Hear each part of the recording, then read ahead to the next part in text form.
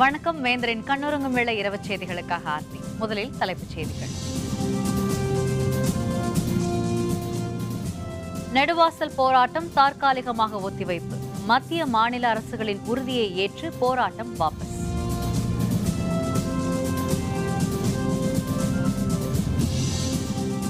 RK நகர் தொகுதியில் April 12 இடைத்தேர்தல். தேர்தல் ஆணையம் அறிவிப்பு.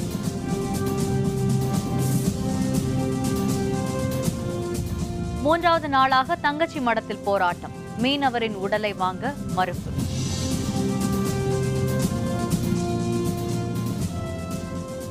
மீனவர்கள் சுட்டுக் கொல்லப்பட்ட விவகாரம் தொடர்பான விசாரணை. இலங்கை உறுதியளித்ததாக வெளியுறவுத்துறை தகவல்.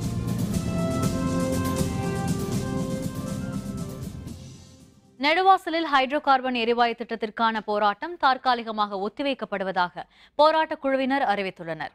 மத்திய அரசின் இயற்கை எரிவாயு எடுக்கும் திட்டத்திற்கு எதிர்ப்பு தெரிவித்து நெடுவாசலில் 22 நாட்களாக போராட்டம் நடைபெற்றது.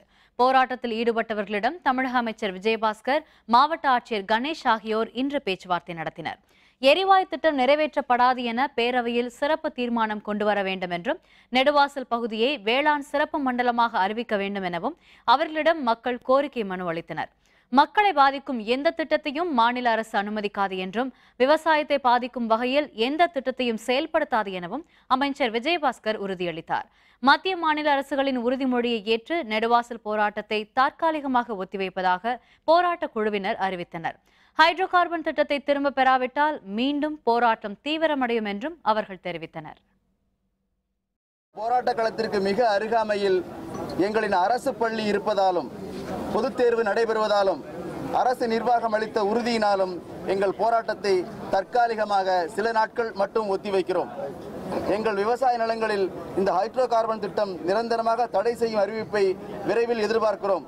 அரசின் மீதும் நிர்வாகத்தின் மீதும் தேர்வு எழுதும் மாணவர்களின் மீதும் எங்களுக்கு உள்ள சமூக அக்கறையினாலும் எங்கள் போராட்டத்தை தற்காலிகமாக சில நாள் ஒத்திவைக்கிறோம்.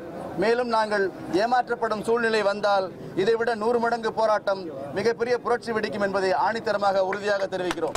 விவசாயிகளுடைய ஜீவாதாரம் காக்கப்பட வேண்டும், இந்த மண்ணினுடைய பெருமை காப்பாற்றப்பட வேண்டும் என்ற உறுதியை இந்த மக்களுக்கு, இந்த போராட்ட களத்தில் இருந்த தாய்மார்களுக்கு, இந்த போராட்ட குழுவினருக்கு, இந்த இளைஞர்களுக்கு நாங்கள் தெரிவித்திருக்கின்றோம். இந்த பேச்சுவார்த்தையில் ஒரு சுமூக உடன்பாடு ஏற்பட்டு இந்த போராட்டத்தை அவர்கள் வாபஸ் பெறுவதாக அறிவித்திருக்கிறார்கள். முன்னதாக நெடுவாசலில் போராட்டக் குழுவினரை மத்திய இணையமைச்சர் பொன் ராதாகிருஷ்ணன் நேரடியாக சந்தித்து போராட்டத்தை கைவிடுமாறு கேட்டுக்கொண்டார். பெட்ரோலியத்துறை அமைச்சர் தர்மேந்திர பிரதானிடம் பேச்சுவார்த்தை நடத்த அழைப்பு விடுத்தார். இந்த சந்திப்பின் போது போராட்டக் குழுவினர் தங்களுடைய கோரிக்கைகளை எடுத்துரைக்கலாம் என்றும் பொன் ராதாகிருஷ்ணன் குறிப்பிட்டார். இந்த போராட்டத்தை கைவிட்டுவிட்டு மத்திய அமைச்சர், இந்த துறையைச் சேர்ந்த அமைச்சர் மரியாதைக்குரிய தர்மேந்திர பிரதான் அவர்களை சந்திப்பதற்கு நாம் நேரம் கேட்போம், அவரோடு சந்திப்போம். உங்களுடைய கருத்துக்களை நீங்கள் அங்கே சொல்லுங்கள் என்கின்ற விஷயங்களை எல்லாம் எடுத்து வைத்திருக்கின்றேன். நல்ல முடிவை நான் எதிர்பார்க்கிறேன். ஹைட்ரோ கார்பன் எனப்படும் இயற்கை எரிவாயு திட்டத்திற்கு எதிர்ப்பு தெரிவித்து புதுக்கோட்டை மாவட்டம் நெடுவாசலில் 22 நாட்களாக நடைபெற்ற போராட்டம் முடிவுக்கு வந்துள்ளது. புதுக்கோட்டை மாவட்டம் நெடுவாசலில் மத்திய அரசின் இயற்கை எரிவாயு எடுக்கும் திட்டத்திற்கு எதிர்ப்பு தெரிவித்து கடந்த 16ஆம் தேதி முதல் பெண்கள், இளைஞர்கள் உட்பட திரளானோர் பல்வேறு கட்ட போராட்டங்களில் ஈடுபட்டனர். அரசியல் கட்சியினர் மட்டுமின்றி திரைத்துறையினர் நெடுவாசல் போராட்டத்திற்கு ஆதரவு தெரிவித்து போராட்டத்தில் ஈடுபட்டதால் போராட்டம் நாளுக்கு நாள் தீவிரமடைந்தது. இதனையடுத்து மத்திய மாநில அரசுகள் அளித்த உறுதிமொழியை அடுத்து போராட்டம் தற்காலிகமாக முடிவுக்கு வந்துள்ளது.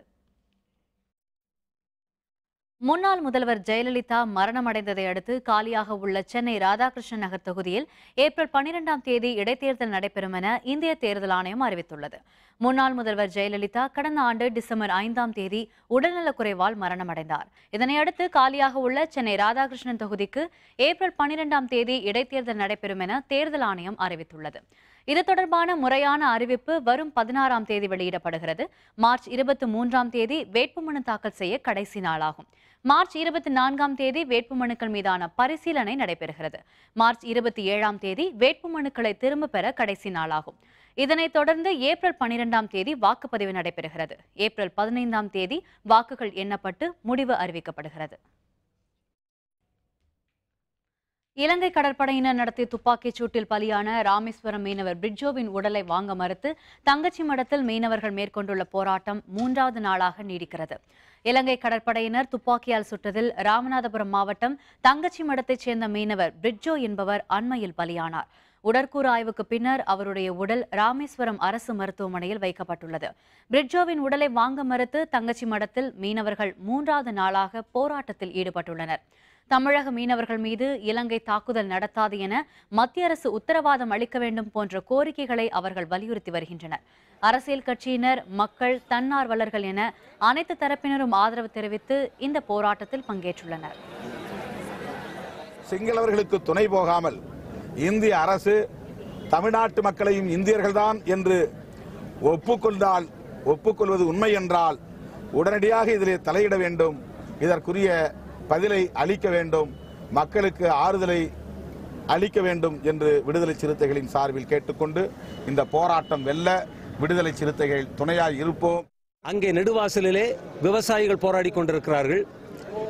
தமிழகம் முழுக்க வணிகர்கள் போராடி கொண்டிருக்கிறார்கள், தொழிலாளர்கள் போராடி கொண்டிருக்கிறார்கள், இப்போது மீனவர்களும் போராடி கொண்டிருக்கிறார்கள். 8 கோடி மக்களும் இப்படி போராடியே செத்து கொண்டிருக்கிறோம். இந்த மீனவர் பிரச்சனைக்கு நிரந்தரமான, சுமூகமான, எல்லோரும் ஏற்றுக்கொள்ளத்தக்க ஒரு முடிவு வரும் வரை இங்கே மட்டுமல்ல தமிழகம் முழுக்க போராட்டம் நடக்க வேண்டும் என்று நாங்கள் விரும்புகிறோம். தமிழக மீனவர்கள் இலங்கை கடற்படையால் தாக்கப்படுவதை தடுக்க நடவடிக்கை எடுக்க வேண்டும் என அதிமுக எம்பிக்கள் மக்களவையில் வலியுறுத்தியுள்ளனர். இன்று தொடங்கிய நாடாளுமன்ற நிதிநிலை அறிக்கை கூட்டத்தொடரின் 2வது அமர்வு ஏப்ரல் 12ஆம் தேதி வரை நடைபெறுகிறது. தமிழக மீனவர்கள் மீதான தாக்குதல், அமெரிக்காவில் இந்தியர்கள் மீதான தாக்குதல் போன்ற விவகாரங்கள் தொடர்பாக விவாதிக்க வேண்டும் என அதிமுக, காங்கிரஸ் உறுப்பினர்கள் தீர்மானம் அளித்திருந்தனர். இன்று காலை மக்களவை கூடியதும் தமிழக மீனவர்கள் இலங்கை கடற்படையால் தாக்கப்படுவதை தடுக்க நடவடிக்கை எடுக்க வேண்டும் என அதிமுக எம்பிக்கள் வலியுறுத்தினர். மீனவர்கள் பிரச்சினைக்கு நிரந்தர தீர்வு ஏற்படுத்த வேண்டும் என்றும் அவர்கள் கோரிக்கை விடுத்தனர். In this unfortunate incident that Sri Lankan Navy opened fire at group of fishermen who were fishing in the traditional waters between Danaskodi and Kachithivu, madam. I strongly urge you to kindly take immediate and effective action to ensure that the lives and properties of fishermen are protected and that such incidents not allowed to recur, madam. இன்று காலை மக்களவை கூடியதும் அமெரிக்காவில் இந்தியர்கள் மீது நடைபெறும் இனவெறி தாக்குதல் தொடர்பாக விவாதிக்க வேண்டும் என காங்கிரஸ் உறுப்பினர்கள் வலியுறுத்தினர். அமெரிக்காவில் இந்தியர்கள் மீதான இனவெறி தாக்குதல் தொடர்பாக அடுத்த வாரத்தில் அறிக்கை தாக்கல் செய்யப்படும் என மத்திய உள்துறை அமைச்சர் ராஜ்நாத் சிங் தெரிவித்துள்ளார். वो सारे कदम सरकार के द्वारा उठाए जाएंगे कि जो हमारे यूएसए में इंडियन सिटीजन्स हैं वो पूरी तरह से सिक्योर्ड अपने को फील करें, अपने महसूस करें. सारे कदम सरकार उठाएगी. इस संबंध में एक डिटेल्ड स्टेटमेंट सरकार के द्वारा इस सदन के समक्ष प्रस्तुत किया जाएगा. நாடாளுமன்ற நிதிநிலை அறிக்கை கூட்டத்தொடரின் 2வது அமர்வு இன்று கூடியது. மாநிலங்களவை இன்று காலை கூடியதும் முன்னாள் உறுப்பினர்களின் மறைவுக்கு இரங்கல் தெரிவிக்கப்பட்டதைத் தொடர்ந்து நாள் முழுவதும் அவை ஒத்திவைக்கப்பட்டது.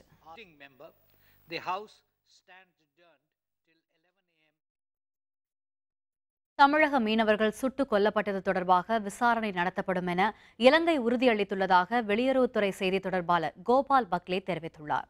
தில்லியில் செய்தியாளர்களுடன் பேசிய அவர், இலங்கை சிறையில் உள்ள தமிழக மீனவர்கள் 85 பேர் விரைவில் விடுவிக்கப்படுவார்கள் என கூறினார். தமிழக மீனவர்கள் சுட்டுக் கொல்லப்பட்டது தொடர்பாக இலங்கை அரசுக்கு அழுத்தம் அளிக்கப்பட்டுள்ளதாகவும் அவர் கூறினார். இது தொடர்பாக விசாரணை நடத்தப்படும் என இலங்கை உறுதியளித்திருப்பதாகவும் கோபால் பக்லே கூறினார். In this case, as you very well know and as I have said in the beginning, the Sri Lankan Navy and the Sri Lankan government have maintained that there has been no firing from the Sri Lankan Navy side. However, they have agreed to thoroughly investigate the matter. So let us await the result of that investigation. Jammu Kashmir மாநிலத்தில் 2 பயங்கரவாதிகள் சுட்டுக் கொல்லப்பட்டதை அடுத்து தேடுதல் நடவடிக்கைகளை பாதுகாப்பு படையினர் தீவிரப்படுத்தியுள்ளனர். புல்வாமா பகுதியில் தீவிரவாதிகள் பதுங்கியிருப்பதாக பாதுகாப்பு படையினருக்கு தகவல் கிடைத்தது. பயங்கரவாத தடுப்பு பிரிவினரும் பாதுகாப்பு படையினரும் இணைந்து இன்று அதிகாலை முதலே வீடு வீடாக தேடுதல் நடவடிக்கைகளில் ஈடுபட்டனர். அப்போது வீடு ஒன்றில் பதுங்கியிருந்த பயங்கரவாதிகள் பாதுகாப்பு படையினர் மீது துப்பாக்கியால் சுட்டனர். இதற்கு பாதுகாப்பு படையினரும் பதில் தாக்குதல் நடத்தினர். இந்த மோதலில் 2 பயங்கரவாதிகள் சுட்டுக் கொல்லப்பட்டனர். அந்த பகுதியைச் சேர்ந்த ஒருவரும் இந்த தாக்குதலில் பலியானதாக கூறப்படுகிறது. இதனிடையே மேலும் சில பயங்கரவாதிகள் அந்த வீட்டில் பதுங்கியிருக்கலாம் என தெரிய வந்தது. இதனையடுத்து தேடுதல் நடவடிக்கைகளை பாதுகாப்பு படையினர் தீவிரப்படுத்தியுள்ளனர். ஆந்திரத்தில் 174 தமிழர்கள் கைது, செம்மரம் கடத்த முயன்றதாக குற்றச்சாட்டு. விவரம் விளம்பர இடைவேளைக்கு பிறகு.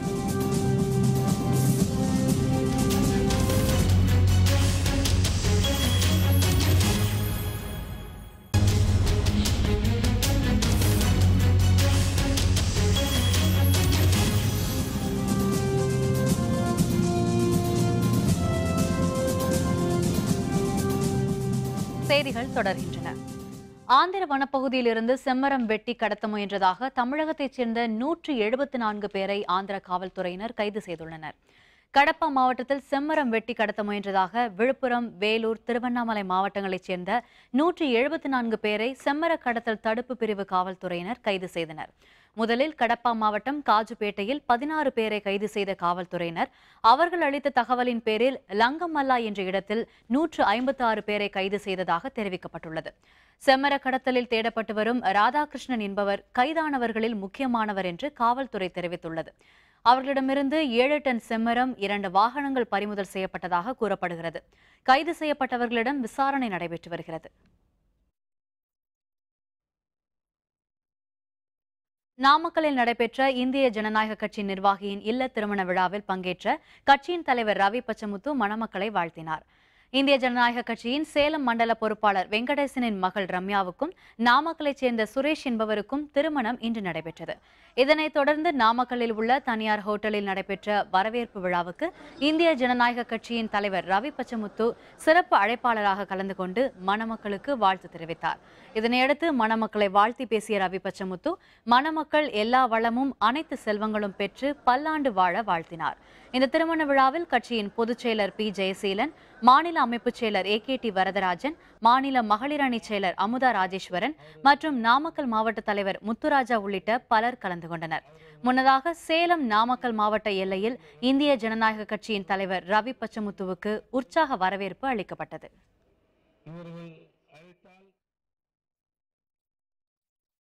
RK நகர் இடைத்தேர்தலில் போட்டியிடுவது பற்றி கூட்டணி கட்சிகளுடன் பேசி முடிவெடுக்கப்படும் என்று தமிழக காங்கிரஸ் தலைவர் திருநாவுக்கரசர் தெரிவித்தார்.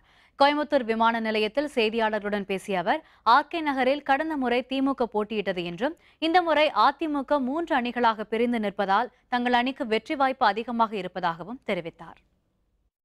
சென்ற முறை பொதுத் தேர்தலின் போது திராவிட முன்னேற்ற கழகம், காங்கிரஸ் கூட்டணியில் போட்டியிட்டோம். சென்னை போன பிறகு கூட்டணி கட்சிகளோடு பேசி அதன் பின்னாலே முடிவு செய்யப்படும். RK நகர் தொகுதி இடைத்தேர்தலில் அதிமுகவின் எதிர்க்கட்சி திமுக தான் என கட்சியின் துணை பொதுச் செயலர் TTV தினகரன் குறிப்பிட்டுள்ளார்.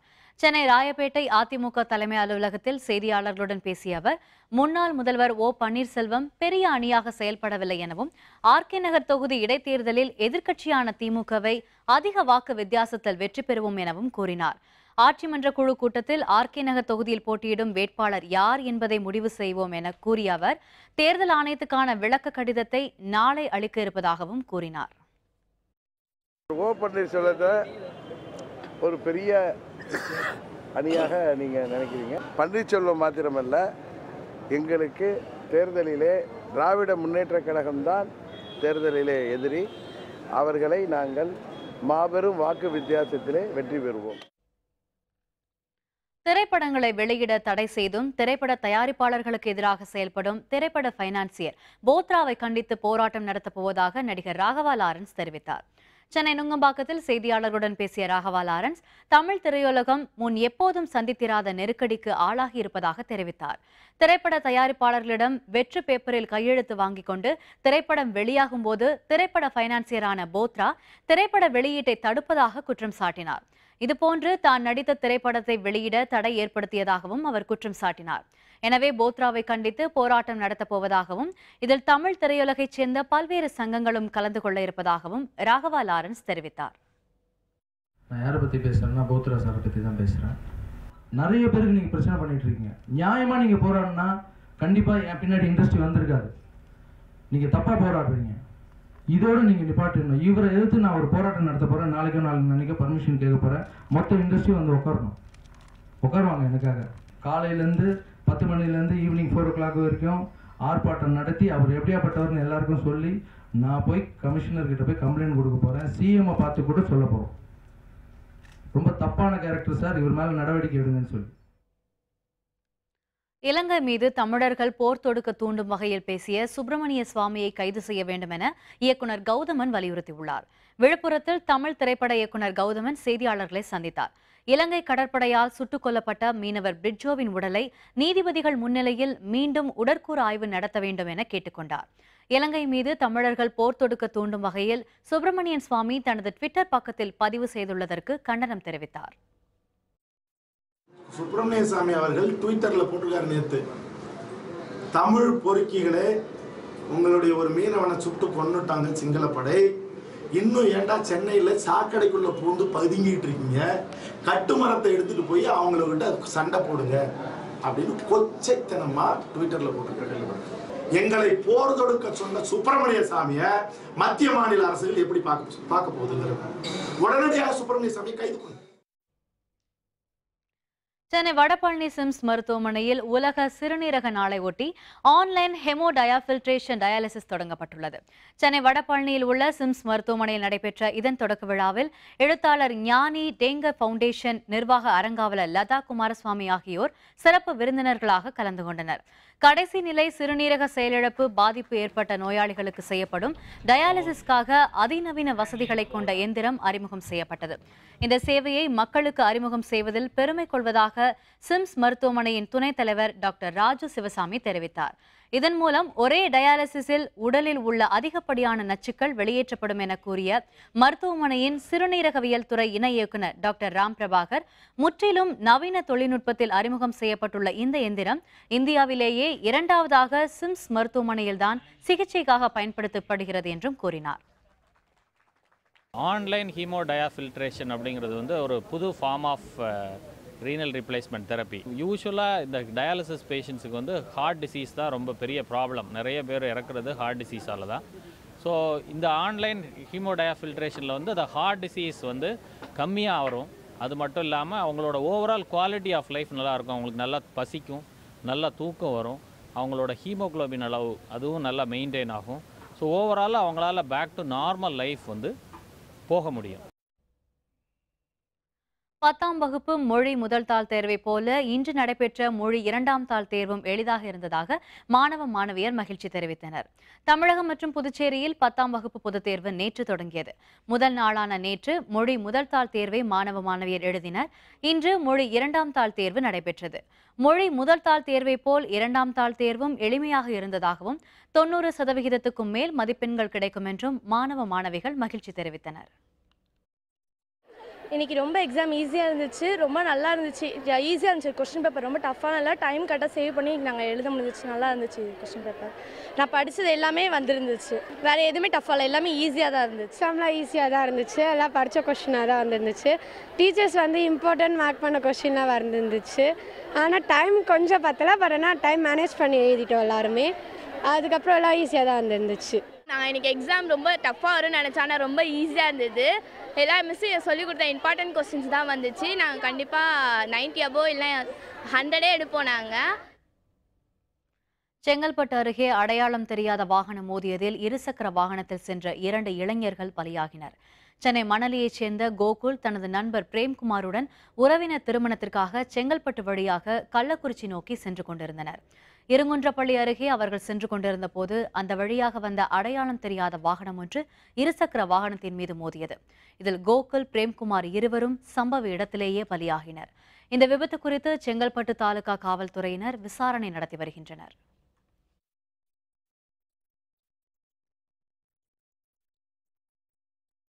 சமூக வலைதளங்களில் அவதூறு பரப்பி வருவதை கண்டித்து ஈரோடு மாவட்ட காவல் கண்காணிப்பாளர் அலுவலகத்தை செவ்வாடை பக்தர்கள் முற்றுகையிட்டனர்.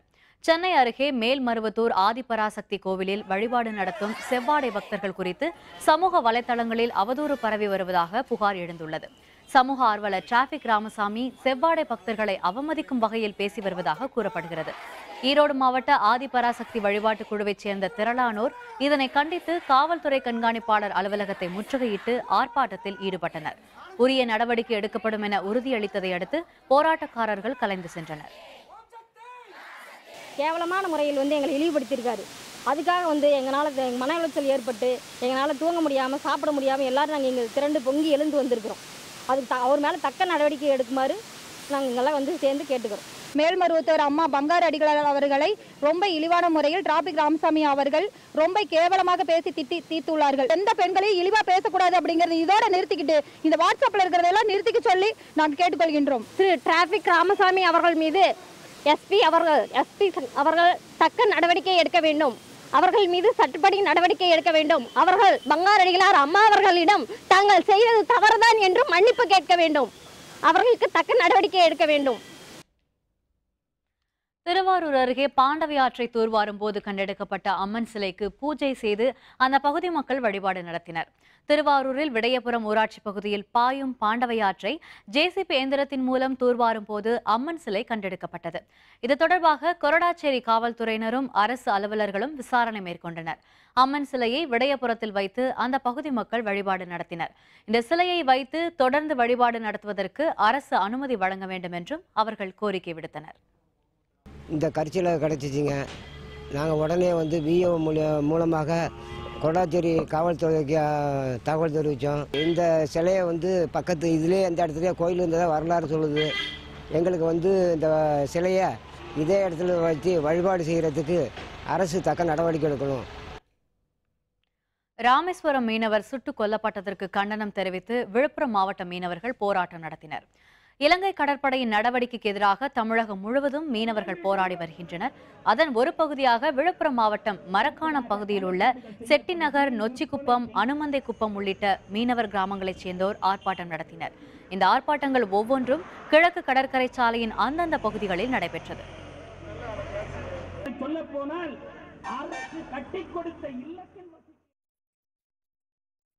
சிவகங்கை மாவட்டம் திருப்பத்தூர் அருகே உள்ள பிள்ளையார்பட்டி அருள்மிகு கற்பக விநாயகர் கோவிலில் குடமுழுக்கு விழாவை முன்னிட்டு முகூர்த்த கால் நடும் விழா நடைபெற்றது. மே மாதம் 1 தேதி குடமுழுக்கு விழா நடைபெறுவதை முன்னிட்டு தொடக்க நிகழ்ச்சியாக கோவில் முன்பு முகூர்த்த கால் நடப்பட்டது. இதில் திரளான பக்தர்கள் கலந்து கொண்டு வழிபாடு நடத்தினர். 13 ஆண்டுகளுக்கு பிறகு நடைபெற உள்ள பிள்ளையார்பட்டி கோவில் குடமுழுக்கு விழாவிற்கான விரிவான ஏற்பாடுகள் செய்யப்பட்டு வருவதாக கோவில் நிர்வாகத்தினர் தெரிவித்தனர்.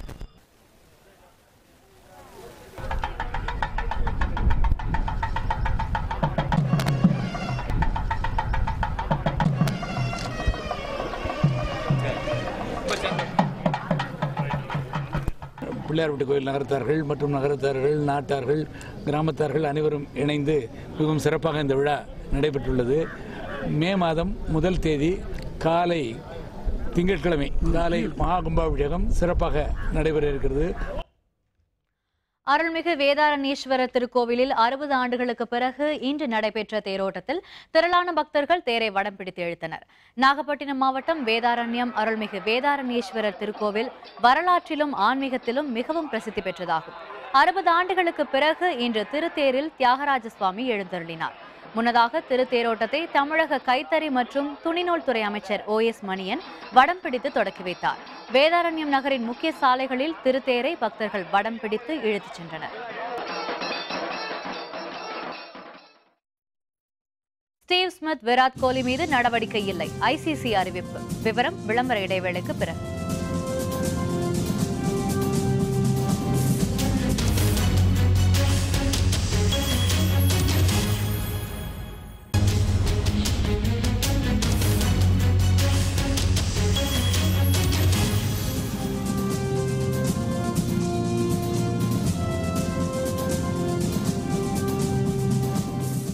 செய்திகள் தொடர்கின்றன. இனி அயலக செய்திகள்.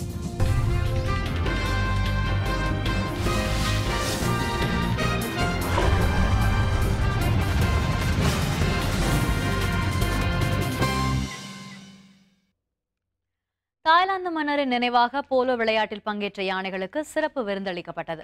தாய்லாந்து மன்னரின் பெயரில் 2011ஆம் ஆண்டு முதல் யானைகள் பங்கேற்கும் போலோ விளையாட்டு போட்டி நடத்தப்பட்டு வருகிறது. பல்வேறு நிறுவனங்கள் அளிக்கும் நன்கொடையில் இதனை தாய்லாந்து அரசு நடத்தி வருகிறது. தலைநகர் பாங்காக்கில் நடைபெற்ற போலோ விளையாட்டில் 8 யானைகள் பங்கேற்றன. இந்த போலோ விளையாட்டில் பங்கேற்ற யானைகளை கௌரவிக்கும் வகையில் சிறப்பு விருந்தளிக்கப்பட்டது. போலோ விளையாட்டை சுற்றுலா பயணிகள் திரளானோர் கண்டுகளித்தனர்.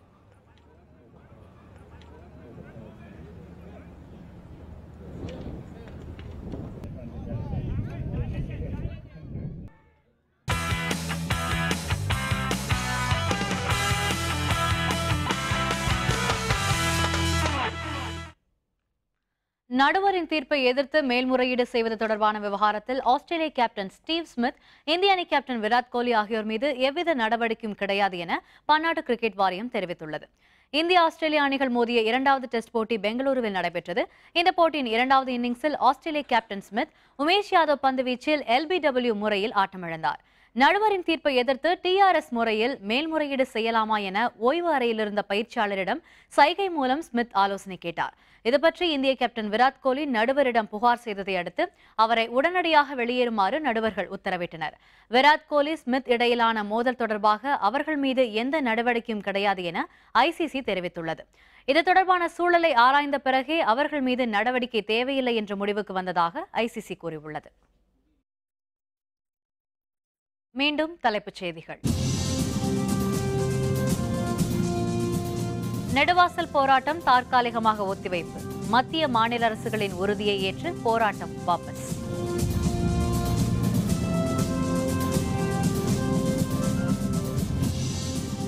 RK நகர் தொகுதியில் ஏப்ரல் 12 இடைத்தேர்தல். தேர்தல் ஆணையம் அறிவிப்பு.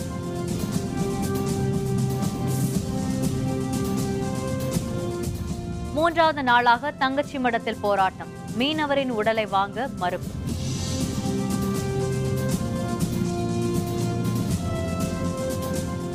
மீனவர்கள் சுட்டுக் கொல்லப்பட்ட விவகாரம் தொடர்பான விசாரணை. இலங்கை உறுதியளித்ததாக வெளியுறவுத்துறை தகவல். இத்துடன் வேந்தரின் கண்ணுறங்கும் வேளை இரவு செய்திகள் நிறைவடைந்தன. மீண்டும் நாளை காலை 8 மணிக்கு வேந்தரின் இளங்கதிர் காலை செய்திகளில் சந்திப்போம். வணக்கம்.